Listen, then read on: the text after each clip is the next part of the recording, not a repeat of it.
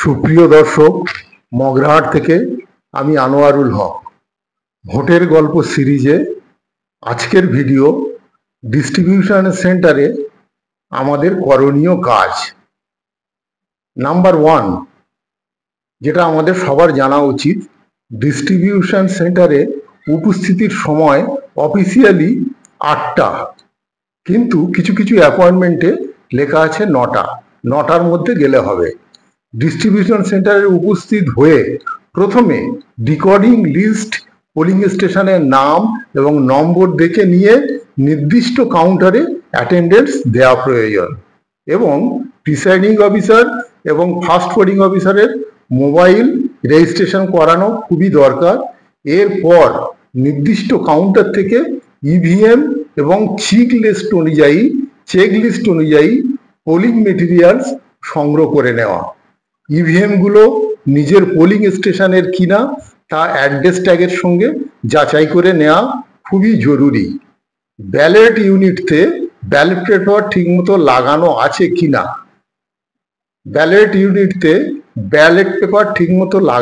আছে কিনা তা যাচাই করে নেওয়া খুবই জরুরি। থাম্ব হুইলটি 1 নম্বর পজিশনে আছে কিনা তা যাচাই করে নেওয়া দরকার। ব্যালট ইউনিটের আনমার্কড বোতাম, প্রার্থী প্লাস নোটা এবং বাকি বোতামগুলো মার্কসিং অবস্থায় আছে কিনা তা দেখে নেওয়া খুবই দরকার। ব্যালট ইউনিটটা ঠিকঠাকভাবে সিল করা আছে কিনা তা দেখে নেওয়া একান্ত জরুরি। কন্ট্রোল ইউনিটের ক্যান্ডিডেট সেট সেকশন এবং পাওয়ার প্যাক সেকশন ঠিকমতো সিল করা আছে কিনা তা দেখে নেওয়া খুবই জরুরি। মক পোলের আগেই কোনোভাবে ইভিএম, ভিভিপ্যাট কেবল কানেক্ট করে মেশিনটি অন করা যাবে না। ডিসি থেকে প্রস্থানের পূর্বে দেখে নেওয়া দরকার ভিভিপ্যাট কোনো হরাইজন্টাল পজিশন বা ট্রান্সপোর্ট পজিশনে আছে কিনা। মক পোল শুরুর আগে ভিভিপ্যাট নবটা ভার্টিক্যাল পজিশন বা ওয়ার্কিং পজিশনে আনা দরকার।